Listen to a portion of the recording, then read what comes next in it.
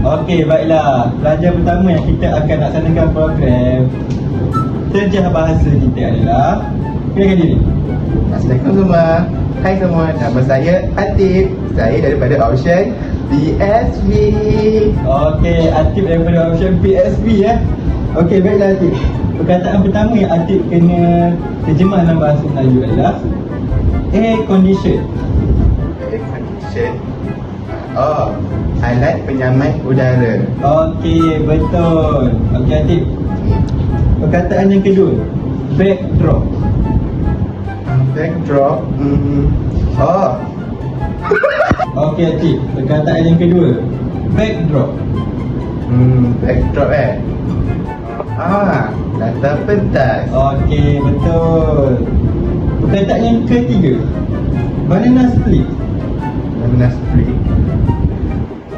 Macam banana. Oh, itu pisang sejoli. Okey, pandai. Okey, perkataan yang keempat, banner. Tak lain tak bukan spanduk. Okey, bagus. Perkataan terakhir untuk Atif adalah body shaming. Oh, perkataan ni dah formal sangat.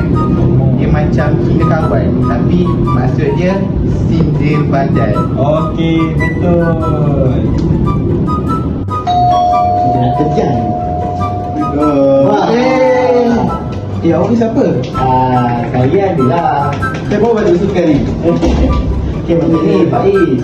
Saya nak uji awak sikit lah. Cuba awak terjemah beberapa perkataan bahasa Inggeris tukar kepada bahasa Melayu.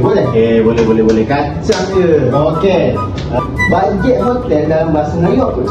Aduh, yang ni mestilah hotel bajet. Okey, betul. Tapi ada salah sikit. Hotel Jimat. Okey, tak apa. Skill issue lah saya.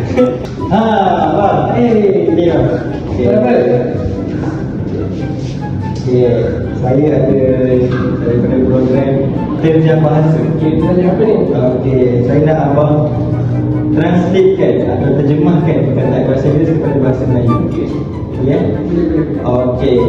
Perkataan pertama, fat shaming. Okay, saya teka Okey. Fat shaming, sindir lemak. Okey, betul. Okey.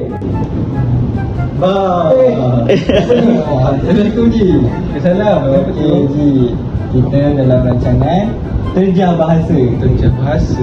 Ji kena terjemahkan perkataan bahasa Inggeris dalam bahasa Melayu.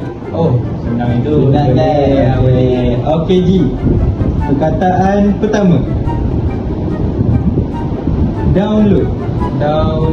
Ini common sangat lah. Ni download ni kalau bahasa Melayu dia muat turun. Sekejap. Okey. Kenapa dia download ni? Assalamualaikum Arif. Lama tak jumpa. Okey. Arif, saya daripada satu television. Saya nak kerja awak. Nama awak hebat ke tak? Okey, jom. Okey Arif, cuba awak terjemahkan bahasa Inggeris yang saya akan bagi lepas ni kepada bahasa Melayu.